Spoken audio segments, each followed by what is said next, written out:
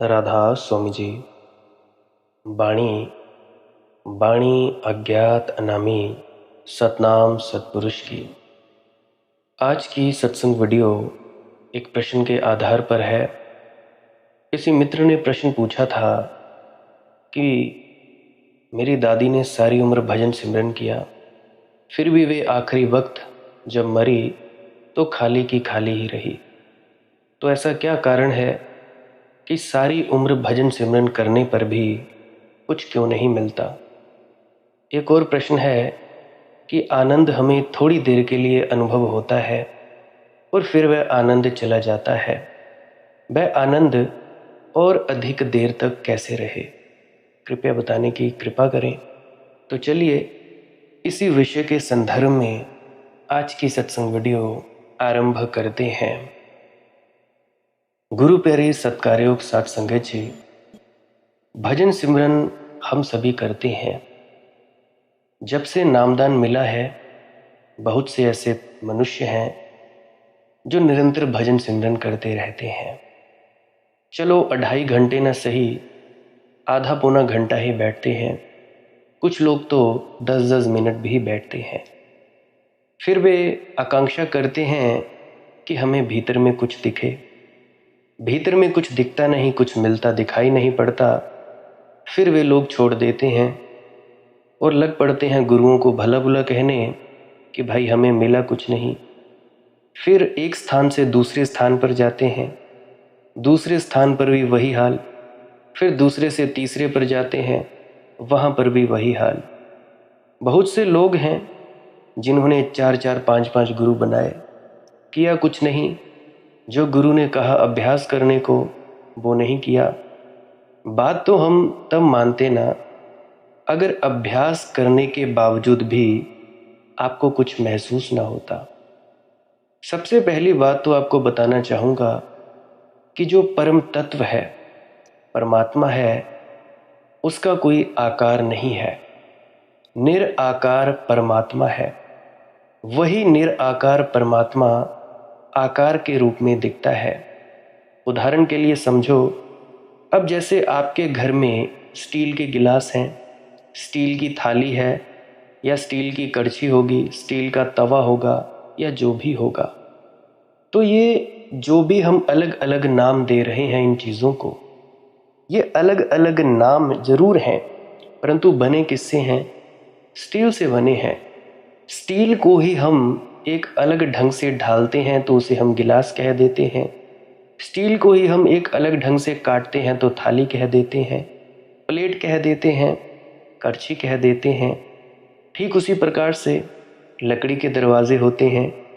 अब जो दरवाज़ा है उसको हमने नाम दरवाज़ा दे दिया है, तो वो लकड़ी। खिड़की भी लकड़ी की बनी है तो लकड़ी ही खिड़की बनी है। उसी प्रकार से एल्युमिनियम के दरवाजे बनते हैं, आजकल एल्युमिनियम की खिड़कियां बनती हैं। तो अगर जो आपके घर में वो दरवाज़ा है, मैं उसको दरवाज़ा ना कहकर एल्युमिनियम कहूँ, तो क्या उसमें कोई दिक्कत? बिल्कुल कोई दिक्कत नहीं। ठीक उसी प्रकार से ये जो पूरी सृजना है, ये जितनी भी सृजना बनी है, ये परम तत्व है, परमात्मा ही है। मैं भी परमात्मा हूँ, तुम सब भी परम तत्व हो। एक एक कण, पत्ता पत्ता, एक एक व्यक्ति में, पुरुष कीड़े मकोड़े जल थल जीव, सभी में वो परम तत्व विद्यमान है। किसी में वो कीड़े बनकर प्रकट हुआ है, किसी में वो इंसान बनकर, किसी में वो परम तत्व स्त्री बनकर, किसी में वो पुरुष बनकर। कहने का मतलब वो निराकार परमात्मा ही साकार रूप में प्रकट हुआ है। उसे सिर्फ महसूस किया जा सकता है। अगर कभी देखना हो परम तत्व तो भाई खुद की शक्लें देख लेना। बाइबल कहती है God made us in his on image. बिल्कुल बात सत्य है। हम ही परम तत्व हैं। वो वाणी है ना, आत्म में राम, राम में आत्म, कि हमारी आत्मा ही राम है और राम ही आत्मा है। मतलब हमारी जो आत्मा है यही परमात्मा है। अब जैसे हम बैठे हुए हैं, आप लोग अपने कानों के माध्यम से मुझे सुन रहे हो, यूट्यूब के माध्यम से, तो अभी जो आप देखते हो खुद को, ये शरीर है, स्थूल शरीर है। जब ये स्थूल शरीर भी छोड़ दिया जाता है, इसके अंतस में होता है सूक्ष्म शरीर। तो ये जो सूक्ष्म शरीर है, इसके अंतस में भी होता है कारण शरीर, जिसको मनस शरीर भी कहा जाता है। जब हम इन तीनों शरीरों के पार चले जाते हैं, तो इसके पार हमारा है आत्म तत्व। भंवर गुफा, या आप जिसे कह दें सहस्जल कमल से आगे अति सूक्ष्म हो जाता है हमारा शरीर, परंतु अहंकार भी ऐसे ही सूक्ष्म रहता है। आत्मा का पता चल जाता है कि हम कौन हैं, क्या नहीं है। और जब हम उससे भी आगे चले जाते हैं, उससे आगे जाने का मतलब हम वहाँ कहते हैं मौन। मौन से भी मौन, शून्य महाशून्य कह देते हैं। खैर, किताबों का लिखा तो क्या ही बोलूं, परंतु अपने अनुभव की बात कहता हूं। अभी तुम्हारा शरीर है, अब जब तुम ये शरीर छोड़ देते हो, इसके अंदर है सूक्ष्म शरीर, जिसको तुम लोग कोई देवी देवताओं का शरीर कह देते हो, कोई लोग भूत प्रेत कह देते हो, कोई कुछ कह देता है तो कोई कुछ कह देता है। हालांकि ये जो शरीर हमारे अंतस में एक बार इस स्थूल शरीर से निकल जाते हैं, तो इनका हमारी ज़िंदगी में कोई लेना देना नहीं होता है। बहुत से लोग हैं जो डरते फिरते हैं, परंतु उनका डर सिर्फ उनकी दिमागी समस्या है। यानी अब बहुत से लोग होते हैं जो कुछ टीवी में देख लेते हैं, मोबाइल में देख लेते हैं, तो वही सपने उनके अंदर आने लगते हैं। अब बहुत से लोग हैं जिनको विष्णु के दर्शन होते हैं, महादेव के दर्शन होते हैं। तो जब उनसे पूछा जाता है कि भाई कैसे दिखे, तो वो कहते हैं कि भाई 4 हाथों वाले विष्णु दिखे, पद्म था, शंख था, गदा थी, ऐसे ऐसे दिखे। तो भाई ये जो विष्णु आपने देखे अपने सपने में या अपनी खुली आंखों से, तो ये क्या आपने कैलेंडर पर नहीं देखे थे? ठीक ठीक वही तस्वीर। किसने बताया कि उसकी 4 हाथ हैं? किसने बताया? या तो आपने टेलीविज़न में देखा, अभी तो खैर यूट्यूब पे चलाते हैं सभी, या तो यूट्यूब पे कोई सीरियल में देखा होगा कि भाई विष्णु का ऐसा आकार है, ऐसा ये है वो है, या महादेव ऐसे दिखते हैं। देखा तो सच में किसी ने नहीं। तो कहने का मतलब, जो जो विचार आप अपने अंतस में डाल लेते हैं, वही आप लोगों को दिखने लगता है। तो मैं बात कर रहा था भजन सिमरन की। तो भजन सिमरन सभी करते हैं, परंतु फिर भी अपने भीतर कोई नहीं पहुंच पाता है। कारण बस इतना ही है कि सभी जल्दबाजी करते हैं। इतनी ज़्यादा जल्दबाजी कि अभी कुछ दिख जाए, अभी ये हो जाए, अभी वो हो जाए। होता वोता कुछ नहीं है। जैसे ही चाहत की कि ऐसा हो जाए, वैसे ही उसी वक्त आप उस अवस्था से बाहर फेंक दिए जाते हो। उसके बाद एक और मित्र ने प्रश्न पूछा था कि आनंद थोड़ी देर के लिए अनुभव होता है।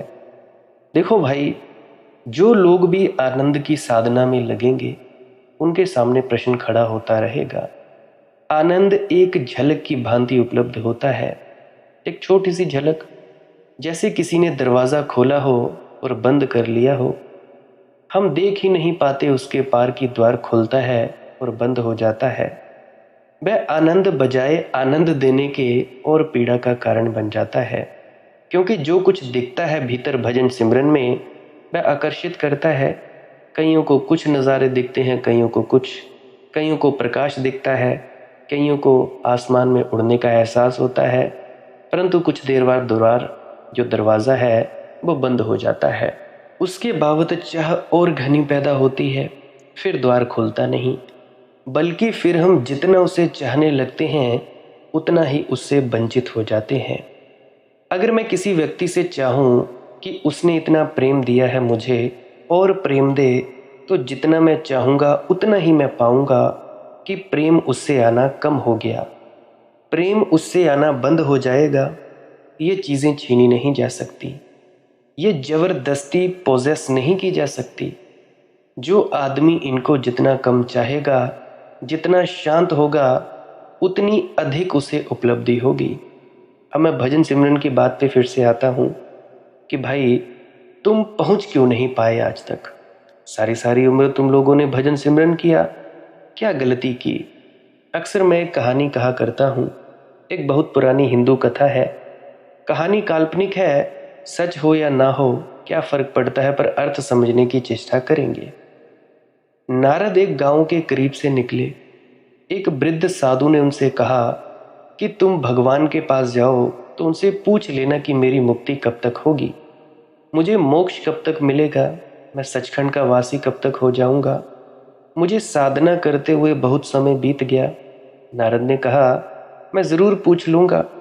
वह आगे बढ़े तो बरगद के दरख्त के नीचे एक नया नया फ़कीर, एक लड़का 25-26 साल उसकी उम्र होगी, जो उसी दिन फ़कीर हुआ था, तंबूरा लेकर नाच रहा था। नारद ने उससे मजाक में पूछा, क्या तुमको भी कुछ पूछना है भगवान से, कब तक तुम्हारी मुक्ति होगी? मैं कुछ बोला नहीं। जब नारद वापस लौटे तो उस वृद्ध साधु से उन्होंने जाकर कहा, मैंने पूछा था, भगवान बोले कि अभी 3 जन्म और लिए जाएंगे। वह अपनी माला फेरता था, उसने गुस्से में अपनी माला नीचे पटक दी। उसने कहा, 3 जन्म और? ये तो बड़ा अन्याय है, ये तो हद हो गई। नारद आगे बढ़ गए। वह फकीर नाच रहा था उस वृक्ष के नीचे। उससे कहा, सुनते हैं, आपके बाबत भी पूछा था, लेकिन बड़े खेद की बात है। उन्होंने कहा कि जिस दरख्त के नीचे वह नाच रहा है उसमें जितने पत्ते हैं उतने जन्म उसे लग जाएंगे। वह फकीर बोला, अरे तब तो पा ही लिया, और वापस नाचने लगा। वह बोला, तब तो पा ही लिया, क्योंकि दरख्त पर कितने पत्ते हैं, इतने पत्ते इतने जन्म ना, तब तो जीत ही लिया, पा ही लिया। वह पुनः नाचने लगा। और कहानी कहती है, वह उसी क्षण मुक्ति को उपलब्ध हो गया। उसी क्षण। ये जो नॉट टेंस है, ये जो रिलैक्स्ड माइंड है, जो कहता है कि पा ही लिया, इतने जन्म के बाद की वजह से भी परेशान नहीं है, और जो इसको भी अनुग्रह मान रहा है प्रभु का, इसको भी उसका प्रसाद मान रहा है कि इतनी जल्दी मिल जाएगा, वह उसी क्षण सब पा लेता है। अब बहुत से बूढ़े मेरे पास आते हैं, 75 साल के, 70 साल के, 83 साल के, कि अरे उम्र बीती जाती है बेटा, मंदी बेटा उम्र बीती जाती है, क्या करें क्या ना करें। अरे इतनी काहे की चिंता लगा रखी है, तुम अभी सब कुछ छोड़ दो। तुम मोक्ष की इच्छा पैदा कर रहे हो, तुम सचखंड के वासी होने की इच्छा पैदा कर रहे हो। जितनी ज़्यादा इच्छा पैदा करते हो उतने ही ज़्यादा दूर फेंक दिए जाते हो। तुम लोग चिंतित हो जाते हो, अरे आज भजन सिमरन नहीं किया, क्या होगा क्या नहीं। अरे कुछ व्यक्ति तो ऐसे हैं जो भजन सिमरन करते ही नहीं, फिर भी 24 घंटे उनका जो अंतर ध्यान है वो परमात्मा से जुड़ा हुआ होता है। उनका क्या होगा? फिर तो वे नरक में फेंक दिए जाएंगे आपके अनुसार। अरे भजन सिमरन करना है चिंता मुक्त होकर। हमारे मन की 2 स्थितियां हैं, एक टेंस स्थिति होती है, तनाव की स्थिति होती है, जब हम कुछ चाहते हैं कि मिल जाए, और दूसरी नॉन टेंस स्थिति होती है, जबकि हम चुपचाप जो मिल रहा है उसको रिसीव करते हैं, कुछ झपट्टे नहीं मारते। तनाव की स्थिति एग्रेसिव होती है, वह झपटती है। जो तनाव के बिना स्थिति होती है वह रिसेप्टिव है, वह छीनती नहीं, वह चुपचाप ग्रहण करती है। ध्यान जो है वह एग्रेशन नहीं है, रिसेप्शन है। वह आक्रमण नहीं है, वह आमंत्रण है। वह छटपटाना नहीं, जो आता है उसे स्वीकार कर लेता है। तो आनंद के क्षणों को, शांति के क्षणों को झपटने की, पोजेस करने की कोशिश ना करें। वे ऐसी चीज़ नहीं है कि पोजेस की जा सके। वह कोई फर्नीचर नहीं है, कोई खींच के नहीं लाना है कि सचखंड अभी आ जाए। अरे मैं सचखंड बोल बोल के भी इस सचखंड शब्द की महिमा का खराब कर रहा हूँ, माफ़ी चाहता हूँ, परंतु फिर भी मुझे बोलना पड़ रहा है। जैसा मैं शब्दों से बोल रहा हूँ ठीक वैसी वैसी स्थिति वहाँ नहीं है, वहाँ कुछ और ही बात है, परंतु जैसे ही शब्दों में कहता हूँ सब गलत हो जाता है। तो मैं कहता हूँ कि भाई कोई फर्नीचर नहीं है ये जो हम बाहर से उठाकर कमरे में रख लें। वह तो उस प्रकाश की तरह है कि द्वार हमने खोल दिया, सूरज उगेगा तो प्रकाश अपने आप भीतर आएगा। हमारे लिए प्रकाश को बांधकर भीतर लाना नहीं पड़ता है, सिर्फ दरवाज़ा खोलकर प्रतीक्षा करनी होगी। वह आएगा। वैसे ही मन को शांत करें, हम चुपचाप प्रतीक्षा करें और जो मिल जाए उसके लिए धन्यवाद करें, और जो नहीं मिला उसका हिसाब ना करें, तो आप पाएंगे कि रोज़ रोज़ आनंद बढ़ता चला जाएगा। बिना मांगे कोई चीज़ मिलती चली जाएगी, बिना मांगे कोई चीज़ गहरी होती चली जाएगी। और अगर मांगना शुरू किया, ज़बरदस्ती चाहना शुरू किया, तो पाएंगे कि जो मिला था वह भी मिलना बंद हो गया। बहुत से ऐसे साधक हैं, मुझे कहते हैं कि जी कृपा करो। अरे मैं क्या कृपा करूं? इतनी कृपा क्या तुम्हें कम है कि तुम्हें तुम्हारे सद्गुरुओं ने तुम्हें नाम दीक्षा दी? इतनी कृपा क्या कम है कि तुम लोग सत्संग वीडियोस के माध्यम से थोड़ी विवेक प्राप्त कर रहे हो? इससे ज़्यादा कृपा और क्या हो सकती है? परंतु नहीं, उसके लिए हम शुक्रिया अदा नहीं करते। जो नहीं है उसके लिए हम दुख मनाते हैं। आधा घंटा भजन कर लिया उसकी खुशी नहीं मनाते, जो 2 घंटे छोड़ दिए उसका दुख मनाते हैं। अरे भाई, जो जितना करता है उसके लिए खुशी मनाओ, धन्यवाद दो। धन्यवाद दो, उसके बाद अपने आप से आनंद और रस बढ़ता चला जाएगा। समस्त साधकों के लिए जो आत्मिक आनंद की तलाशें चलती हैं, उसमें सबसे बड़े खतरे के क्षण तब आते हैं जब उनको थोड़ा थोड़ा आनंद मिलने लगता है। बस अक्सर वहीं रुकना हो जाता है, और 40-40 सालों से रुके हुए हैं। बहुत सी दादियाँ कहती हैं कि मनदीप बेटा, आज से बहुत कुछ साल पहले ऐसा हुआ था, अब नहीं होता। क्यों नहीं होता? क्योंकि तुम चाहते हो कि वही फिर हो। क्या पता कि भाई उससे कोई बड़ी चीज़ चाहिए हो। कहते हो कि वह मिला कि उसका मन होता है कि और मिल जाए, और जहाँ उनका मन ये हुआ कि मिल जाए, वह जहाँ एग्रेसिव हुए पाने के लोग, वह जो मिलता है उसके दरवाजे भी बंद हो जाएंगे। तो इतना स्मरण रखें, जो मिलता है उसके लिए भगवान को धन्यवाद करें, और जो नहीं मिलता है उसकी फिक्र न करें, और अपने भीतर शांत होने के प्रयास में संलग्न रहें। तो भाई, क्या मिलता है इसकी चिंता छोड़ दें। हम क्या बन रहे हैं, शांत कैसे बन रहे हैं, इसकी चिंता करें। जिस मात्रा में आप शांत हो जाएंगे, उस मात्रा में आनंद मिलना अनिवार्य है।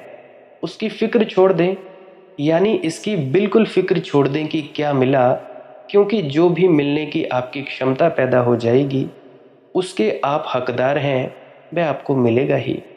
मुझे एक कहानी याद आती है। कहानी ऐसी कि एक व्यक्ति बहुत अमीर था, और एक व्यक्ति सामने ही 2 कदम मकान छोड़कर वो बहुत गरीब था।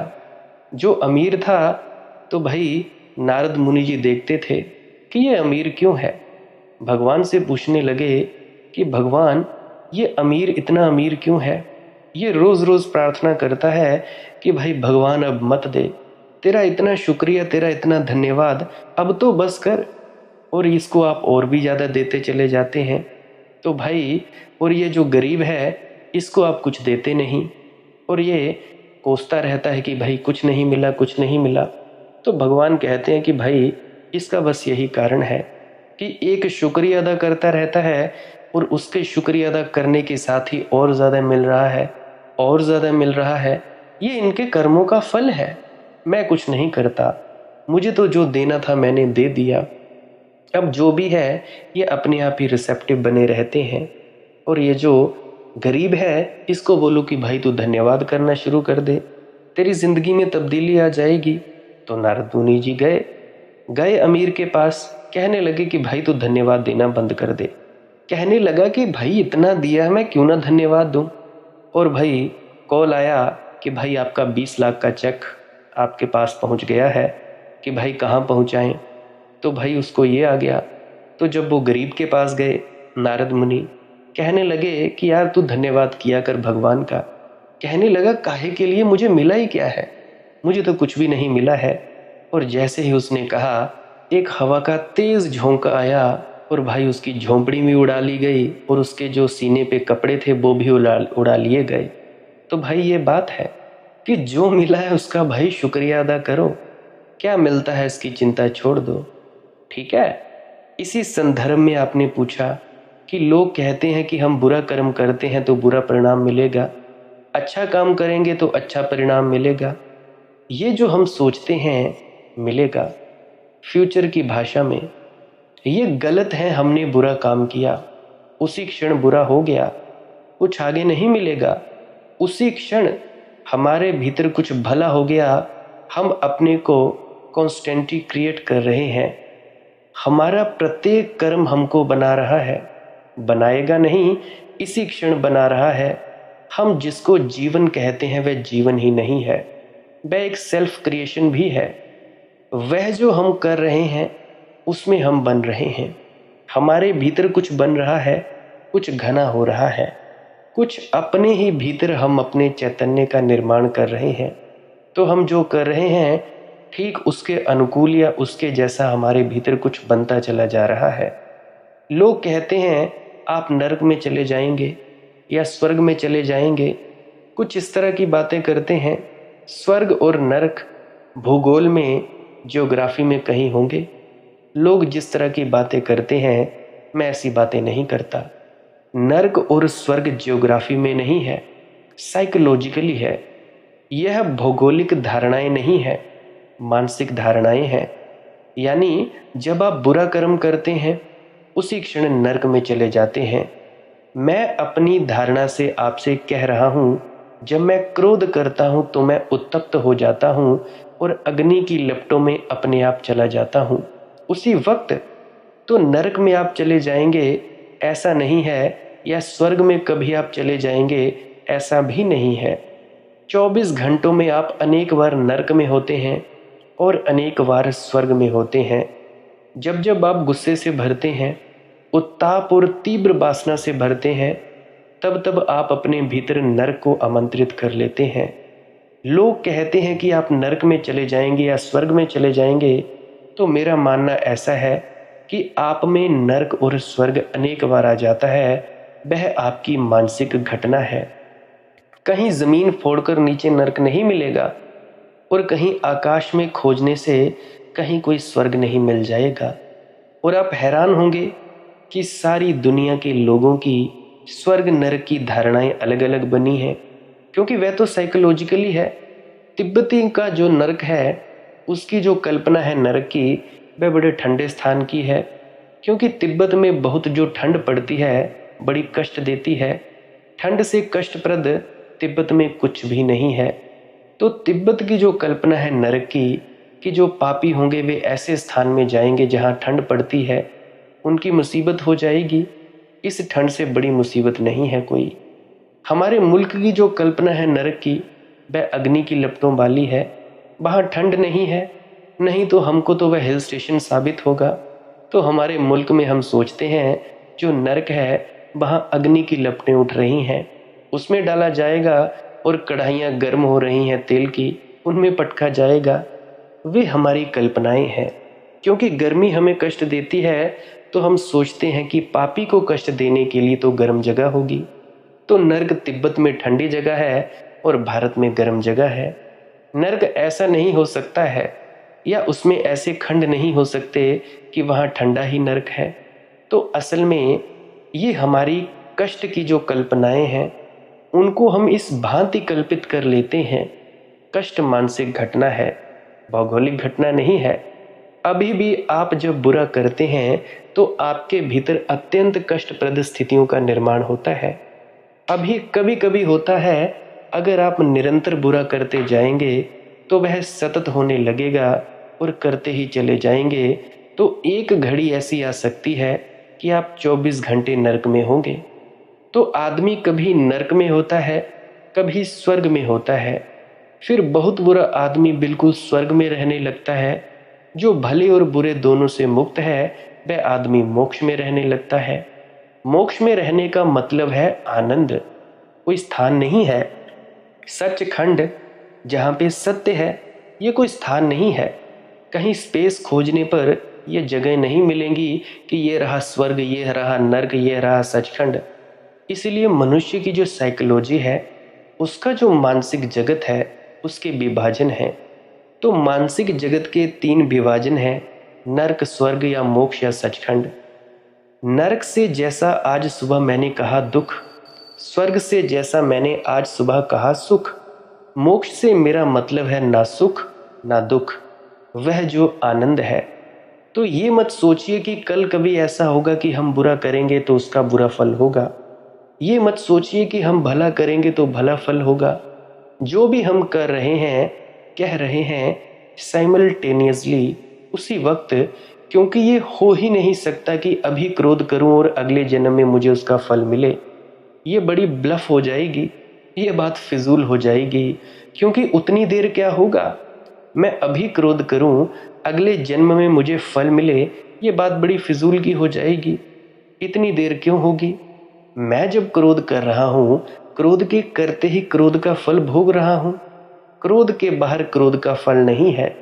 क्रोध ही मुझे वह पीड़ा दे रहा है जो क्रोध का फल है, और जब मैं अक्रोध कर रहा हूं तो मुझे उसी क्षण फल मिल रहा है, क्योंकि अक्रोध का जो आनंद है वही उसका फल है। जब मैं किसी की हत्या करने जा रहा हूं तो हत्या करने में ही मैं कष्ट भोग रहा हूं, जो कि हत्या करने का है, और जब मैं किसी की जान बचा रहा हूं तो जान बचाने में ही मुझे वह सुख मिल रहा है जो कि उसमें छिपा है। मेरी बात आप समझ रहे हैं? कर्म ही फल है। कर्म का कोई फल नहीं होता, कभी भविष्य में नहीं। कर्म, प्रत्येक कर्म का अपना फल स्वयं है। तो बुरा कर्म मैं उसको नहीं कहता जिसके बाद में फल मिलेंगे, बुरे फल मिलेंगे। बुरा कर्म मैं उसको कहता हूँ जिसका बुरा फल उसी क्षण मिल रहा है। फल को जांचकर ही अनुभव कर लेना कि कर्म बुरा है या भला। जो कर्म अपनी क्रिया के बाहर ही दुख है, वही बुरा है। अब आप लोग सोच रहे होंगे कि ऐसा कैसे हो सकता है, उसी क्षण कैसे फल मिल सकता है? देखो, उसी क्षण फल मिलता है। कुछ कर्म है जिसका बीज थोड़ा बाद में उत्पन्न होता है, परंतु बहुत से जो फल हैं उसी वक्त मिल जाते हैं। देखो, आप कितने ही हैबिचुअल हो जाएं, जैसे समझ लीजिए एक आदमी को निरंतर क्रोध करने की आदत हो जाए, तो क्या आप सोचते हैं कि क्रोध उसे पीड़ा नहीं देगा? उसे तो और भी पीड़ा दे। आप ऐसा समझिए, आप में से कुछ लोग कभी कभी क्रुद्ध होते हैं, फिर क्रुद्ध रहने ही लगते हैं। इतनी आदत हो जाती है कि वे 24 घंटे क्रुद्ध रहते हैं, और वे मौके की तलाश में रहते हैं कि कभी आप कुछ मौका दें और वे क्रोध जाहिर कर दें। वे क्रुद्ध हैं, वे चिढ़े हुए हैं क्रोध में। वे घूम रहे हैं चारों तरफ कि आप मौका दें और वे क्रोध को जाहिर करें। बाकी वे क्रुद्ध है, उनके चेहरे के भीतर उनकी पीड़ा आप अनुभव कर सकते हैं। बड़ी पीड़ा तो ये है कि वे सारे सुख और शांति के सब क्षणों से वंचित हो गए, क्योंकि जो निरंतर 24 घंटे भीतर क्रुद्ध है, वह किसी शांति के क्षण को कभी अनुभव नहीं करेगा। वह किसी प्रेम के क्षण को कभी अनुभव नहीं करेगा। वह किसी आनंद के क्षण को कभी अनुभव नहीं करेगा। वह सब द्वार तो उसने अपने क्रोध से ही बंद कर लिए। वह जो टेंशन में चल रहा है, 24 घंटे क्रोध के कारण उसने सारे महत्वपूर्ण क्षणों को बंद कर दिया। बड़ा दंड तो उसे वहीं मिल गया, और फिर क्रोध की जो अग्नि है वह अलग उत्ताप दे रही है उसे। उसके शरीर को भी कष्ट दे रही है, उसके मन को भी कष्ट दे रही है, और निरंतर उसे नीचे ले जाती चली जाएगी। दो तरह के इमोशंस हैं, नेगेटिव इमोशन और पॉजिटिव इमोशन। इमोशंस हैं जैसे क्रोध है, घृणा है, इनसे आपको तत्क्षण नुकसान हो जाता है, आगे कभी नहीं। उसी वक्त आप में से कुछ खोज पाता है, आप खंडित हो जाते हैं, आप नीचे हो जाते हैं। आप कभी अनुभव करें कि क्या हुआ, आप पाएंगे कि आप ऊंचे तल पर थे, नीचे आ गए। आप कहीं शांति में थे, वह शांति गई, आप बड़ी अशांति में आ गए। आप पाएंगे कुछ अगर ताजगी थी भीतर, तो वह ताजगी खो गई, सब बासी बासी हो गया। आप में अगर कोई शक्ति अनुभव होती थी, तो वह शक्ति चली गई, और आप बहुत थके थके मालूम हो रहे हैं। तो जो जो चित्त की प्रतिक्रियाएं आपको थकान लाती हों, कष्ट लाती हों, उदासी लाती हों, नीचे उतर जाने का भाव लाती हों, अशांति लाती हों, वे सब नेगेटिव हैं। पॉजिटिव नहीं है कि जिनको करने के बाद आप अनुभव करते हैं कि कुछ और शक्ति अनुभव हो रही है। जिनको करने के बाद आपको अनुभव होता है कि शांति घनी हो गई, जिनको अनुभव करके आपको अनुभव होता है कि आपने 2 सीढ़ियां अपने आंतरिक जीवन में ऊपर चढ़ी हैं, ये निरंतर आपको अनुभव होगा। दोनों तरह के काम आप कर रहे हैं और दोनों तरह के काम का हर एक को अनुभव है। तो मेरी धारणा है कि कोई कर्म भविष्य में फल नहीं लाता, कर्म ही फल है उसी क्षण। कोई हिसाब किताब कौन रखेगा, इससे मतलब क्या है? ये सब फिजूल का पागलपन का ख्याल है कि कोई हिसाब किताब रखेगा और फिर आपको नरक भेजेगा या स्वर्ग भेजा जाएगा। अभी कल ही एक व्यक्ति ने मुझसे प्रश्न पूछा था कि क्रोध को हम क्या करें, वह जो हमें उठता है, वह जो हमें घना होता है, उसको क्या करें? देखो भाई, अपनी धारणा से मैं कहता हूँ, एक एक कर्म हमने किया, करने में ही हमने उसे भोग लिया। तो बुरा कर्म नरक में नहीं ले जाएगा, बुरा कर्म नरक है। भला कर्म स्वर्ग में नहीं ले जाएगा, भला कर्म स्वर्ग है। और वह तीसरी स्थिति की जो मैंने बात कही, जो कि कर्म के बाहर है, वह आनंद है, वह मोक्ष है, सचखंड की अवस्था है। ना वहाँ शुभ कर्म है, ना वहाँ अशुभ कर्म है, ना वहाँ क्रोध है, ना क्रोध को क्षमा करना है। वहाँ वह कुछ भी नहीं है, वहाँ वे दोनों बातें नहीं हैं, वहाँ परम शांति है। हम 2 ही काम करते हैं, क्रोध उठने पर हम 2 ही काम करते हैं। एक काम तो हम रोज़ करते हैं कि जैसे ही क्रोध उठता है हम उसे किसी बिंदु बनाकर निकालते हैं। किसी को भी बना लिया, मुझे क्रोध उठा तो मैं किसी को बिंदु बनाऊंगा और निकालूंगा। एक तो ये है। दूसरा काम यह है कि जब क्रोध उठता है तब मैं किसी को बिंदु नहीं बनाता, अपने को ही बिंदु बनाता हूँ और उसे दबा लेता हूँ। मतलब 2 हैं, या तो मैं उसे निकालता हूँ या दबा लेता हूँ। दोनों स्थितियों में भारी गलती हो जाती है कि जब मैं उसी बेग को किसी पर निकालता हूँ तो मुझे उसे निकालने की आदत पड़ जाती है। यानी कल मैं उसे और जल्दी निकालूंगा, परसों फिर और जल्दी निकालूंगा। एक दिन ऐसी हालत आएगी कि मैं उसे बिना कारण निकालने लगूंगा। एक दिन ऐसी हालत आएगी कि मुझे इससे मतलब ही नहीं रहेगा कि इसमें कुछ संबंध भी था कि मैं निकालूंगा। हम 24 घंटे जो क्रोध करते हैं उसमें अनेक बार उन लोगों पर क्रोध कर रहे होते हैं जिनका कोई संबंध नहीं था। अक्सर हम उन लोगों का क्रोध जिनका संबंध था उन पर भी निकालते हैं जिनका कोई उससे संबंध नहीं था। हो सकता है आप दुकान पर किसी से क्रुद्ध हुए हों और नहीं निकाल सकते, घर में बच्चे पर निकाल सकते हैं, पत्नी पर निकाल सकते हैं, फिर क्रोध कहीं भी निकलने लगेगा। फिर वह धीरे धीरे बिल्कुल रैशनल हो जाएगा। उसमें ये फिक्र नहीं रहेगी कि इसने कुछ किया है या नहीं। आप हैरान होंगे कि आप चीज़ों तक पर क्रोध निकाल देते हैं। दरवाज़ा नहीं खुलता है तो उसको ज़ोर से धक्का देते हैं, गाली भी देते हैं। और कभी कभी सोचने की बात है कि दरवाजे को गाली देना या दरवाजे को धक्का देना कौन सी अकल की बात हो सकेगी। मैं लोगों को देखता हूँ, पेन नहीं चल रहा है तो गाली देकर उसे पटक देते हैं। मैं बड़ा हैरान होता हूँ, इस पेन पर भी उनका क्रोध निकल रहा है। बिल्कुल ही इस क्रोध से कोई मतलब नहीं। तो जो आदमी एक पेंसिल पर क्रोध निकाल रहा है उसके क्रोध से क्यों घबराना? मतलब वह आपसे भी ऐसे निकल रहा है, इससे कोई मतलब थोड़ी ही है। उसके लिए तो मुद्दा चाहिए, कहीं भी निकाल रहा है। जापान में एक साधु हुआ, उससे एक जर्मन विचारक मिलने गया था।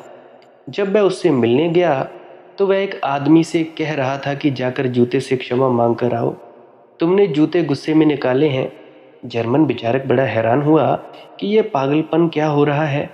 वह उससे कह रहा है कि तुम जूते से क्षमा मांग कर आओ, और वह आदमी पागल गया भी।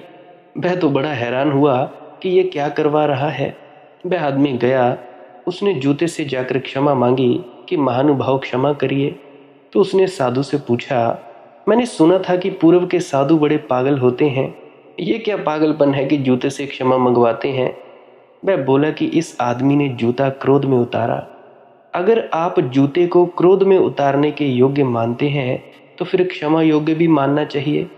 उसने जूते को ऐसे उतारा जैसे कि वह उस पर क्रोध कर रहा है। उस आदमी ने कहा, हाँ मैंने क्रोध किया, मैं क्रुद्ध तो किसी और बात से था। जूते ने जरा देर की उतरने में, इसलिए मैंने उसे गुस्से से उतारा था। अब इस साधु ने मुझसे क्षमा मंगवाई है इस जूते से कि तू क्षमा मांग कर आ, तो ही अंदर आ, नहीं तो क्या फायदा अंदर आने में।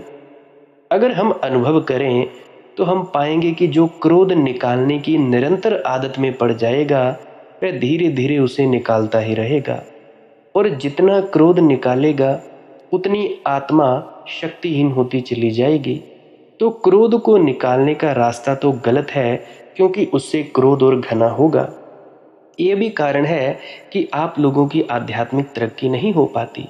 जितना मर्जी भजन सिमरन करते जाएं, अगर गुस्से में अपनी ऊर्जा को खंडित कर दोगे तो भाई वही ऊर्जा आपको अंदर कैसे ले जाने में मदद करेगी।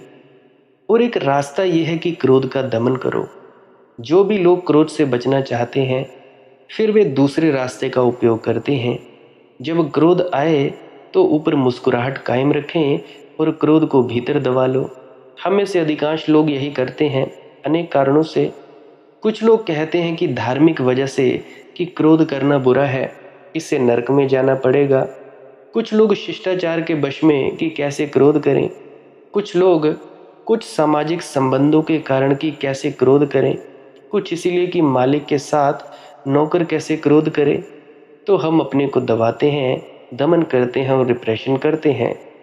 जब आप क्रोध को दबाते हैं तब भी आप नुकसान कर रहे हैं, क्योंकि दमित क्रोध जाएगा कहाँ? वह तो भीतर ही घूमेगा। वह कॉन्शियस माइंड से दब जाएगा जो अनकॉन्शियस माइंड में घूमेगा। आप ऐसे सपने देखेंगे जिसमें आपने किसी की हत्या कर दी। आप मन ही मन ऐसी कल्पना करेंगे कि उसके मकान में आग लगा दी, या उसको जूते मार रहे हैं, या कुछ और कर रहे हैं। मन ही मन चलेगा ये आपके भीतर सरकेगा और चित्त को विकृत करेगा और घुन लगा देगा। ये भी क्रोध है। यह आंतरिक दमन हुआ, ये चल रहा है भीतर। पहले से नुकसान था कि आदत पड़ गई। इससे नुकसान यह है कि आप धीरे धीरे क्रोध से उत्तप्त रहने लगेंगे। उससे बेग निकालेंगे नहीं, वह बेग भीतर घूमेंगे। ऐसा आदमी बड़ा घातक है। वह कभी इतना खतरनाक क्रोध करेगा जो कि पहले वाला आदमी कभी नहीं कर सकता। इसलिए बहुत दफे बहुत सीधे साधे दिखने वाले लोग हत्याएं कर देते हैं। आमतौर से बहुत क्रोधी लोग हत्या नहीं करते, क्योंकि उनका क्रोध रोज रोज निकलता रहता है। लेकिन जो क्रोध का दमन करता चला जाएगा, कई दफे ये अनुभव होगा कि ये आदमी तो बड़ा सीधा था, उसने ये काम कैसे किया। उसने बहुत दिन दमन किया, बेग बहुत इकट्ठा हो गया, फिर किसी चीज़ से वह क्रुद्ध हो गया और सारा बेग इकट्ठा निकल गया, और तब वह बहुत खतरनाक काम कर सकता है। ये वेग किसी दिन निकल सकता है। ऐसा आदमी पागल हो सकता है। ये वेग इतना ज़्यादा दमित हो जाए कि इसके निकालने का रास्ता न रहे तो दिमाग खराब हो जाएगा। याद रहे, कोई भी वासना, कोई भी वेग किया जाए तो आदत बनती है। दमन किया जाए तो विक्षिप्त कर सकता है, तो दूसरा रास्ता भी रास्ता नहीं है। ना तो मैं क्रोध निकालने को कहता हूँ और ना ही दबाने को कहता हूँ। मैं तीसरी बात कहता हूँ, मैं उसका विसर्जन करने को कहता हूँ। एक है क्रोध का भोगना, एक है क्रोध का दमन करना, और एक है क्रोध का विसर्जन करना। विसर्जन करने की बात समझने की बात है। तो याद रहे, जब भी क्रोध उठे तो ना तो उसे किसी पर प्रकट करिए, क्योंकि आप में क्रोध उठे इसके लिए कोई दूसरा जिम्मेवार नहीं है, आप ही जिम्मेवार हैं, इसको याद रखिए। हम आमतौर से बोझ दूसरे पर डाल देते हैं कि मुझे इसीलिए क्रोध उठा कि उस आदमी ने गाली दी, लेकिन किसी की गाली मुझ में क्रोध को नहीं उठा सकती। अगर मुझ में क्रोध ना हो, मेरे भीतर जो है उसी को कोई दूसरा मुझ में उठा सकता है। अब जैसे कि मैं कमरे में बैठा हुआ हूँ, अगर मैं अपने कमरे का दरवाज़ा खोलूँ तो बाहर मुझे वही दिखेगा जो है। ठीक उसी प्रकार से आपके भीतर जब पर्दा खुलता है, दरवाज़ा खुलता है, क्रोध आपके भीतर मौजूद है। अगर वहाँ क्रोध मौजूद ना हो तो गाली क्रोध नहीं ला सकती। मेरी बात समझो। क्या समझे?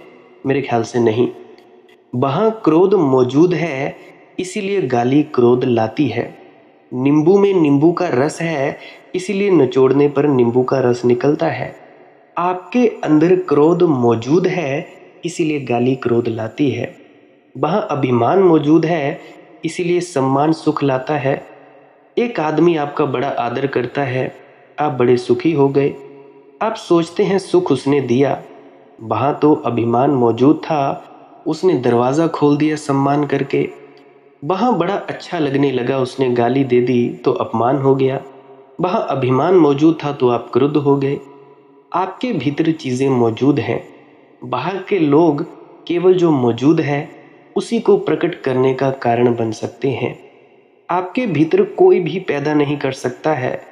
इसे याद रखें कि एक व्यक्ति दूसरे व्यक्ति में कुछ पैदा नहीं कर सकता है, सिर्फ जो उसमें मौजूद है उसको दिखला सकता है।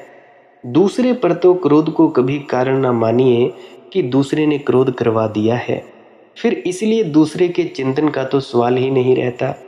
और फिर मैंने जैसा आपसे कहा कि जब जब उसका चिंतन करने लगेंगे तब तब क्रोध को आप देख नहीं पाएंगे। तब आप उसे देखने लगे जिसने गाली दी, मैं उसका विचार करने लगा। उसी बीच क्रोध मुझे पकड़ लेगा और मत डालेगा, उसी बीच मैं नरक में उतर जाऊंगा। तो जब उसने गाली दी तब उसकी फिक्र छोड़ें, आंख बंद करके अपने क्रोध को देखें।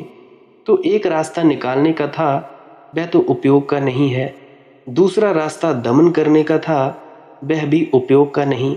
तीसरा रास्ता है, ना तो निकालें और ना दमन करें। आंख बंद कर लें, क्रोध का साक्षात्कार करें, उसके साक्षी बने, उसके विटनेस बने, उसको देखें, सिर्फ देखें, उसे पूरी तरह आने दें और उसे देखें। उसे कहें कि भाई उठो, हम तुम्हें देखते हैं, तुम क्या हो। ना तो हम निकलेंगे, ना ही हम दमन करेंगे, हम तो तुम्हें देखेंगे। एकांत कोने में बंद हो जाएं। साधना का बड़ा अद्भुत क्षण है। क्रोध पकड़े तो उसे साधना के लिए अद्भुत क्षण समझें। मंदिर जाने से वह लाभ ना होगा, सत्संग सेंटर जाने से वह लाभ ना होगा, जो क्रोध में आ जाने से हो सकता है। दरवाज़ा बंद कर लें, एकांत में शांत होकर बैठ जाएं, आंख बंद कर लें और कृपा समझें उस आदमी की जिसने इस क्रोध को देखने का आपको मौका दिया, जो आपके भीतर था। इस नरक का आपको मौका दिया, तो आंख बंद कर लें। अब इस पूरे क्रोध को उठने दें और चुपचाप इसे देखें। इसे कुछ ना करें, इसे छेड़े छाड़े नहीं, जस्ट अवेयरनेस इसके बाबत पैदा करें कि देख रहे हैं हम, इसे उठने दें, उसके पूरे रूप को फैलने दें। चुपचाप देखते रहें, ना तो किसी पर अभी निकालने की कोशिश करें और ना ही दबाने की। तो मैं कह रहा हूँ कि शांत अपने को बंद कर लें, कहीं चुपचाप, और जो भी उठता है उसे देखें, सिर्फ देखें, कुछ ना करें। एक क्षण को उठेगा उसको ही देखें, कोई फिक्र नहीं है। आप गलत ख्याल में है कि क्रोध एक क्षण को उठता है, उसका उभार बड़ी देर तक रहता है। उठता है एक क्षण को होगा, उसकी सरकती धुएं की रेखा बहुत देर तक चलती है। कोई फिक्र नहीं है। अगर क्रोध अपनी पूरी जवानी में न दिखाई पड़े, बुढ़ापे में दिखाई पड़े, तो भी कोई हर्जा नहीं। देखने का प्रयोग शुरू करें। देखने का अभ्यास घना होगा तो किसी दिन वह बिल्कुल अपने जन्म में भी पकड़ा जा सकेगा। अभी तो ऐसा ही होगा कि आखिरी लकीर उसकी दिखाई पड़ेगी। अभी तो ऐसा होगा कि क्रोध कराने की जो पुरानी आदतें हैं उसमें अगर बैठें भी एकांत निरीक्षण को, तो उसकी आखिरी जाती हुई लकीर दिखाई पड़ेगी। कोई हर्ज नहीं, वह भी शुरुआत अच्छी है। कुछ तो दिखा और कुछ दिखेगा। किसी दिन पूरा क्रोध आपको दिखाई पड़ेगा और एक बड़ा अद्भुत अनुभव होगा। वह उसका अभ्यास थोड़ा घना हो जाएगा और आप क्रोध को देखने में समर्थ हो जाएंगे। जो आप देखेंगे, ना तो क्रोध किसी के ऊपर जा रहा है और ना ही दमित हो रहा है, वह विसर्जित हो रहा है। किसी आदमी के प्रति अब नहीं है, वह और कहीं नहीं, अपने भीतर दमन हो रहा है। वह तो भाप की तरह, जैसे भाप उड़ती जा रही है, वह वैसे उठ रहा है और निकलता चला जा रहा है। वह क्रोध उठता हुआ निकलता हुआ मालूम होगा, किसी व्यक्ति के प्रति नहीं।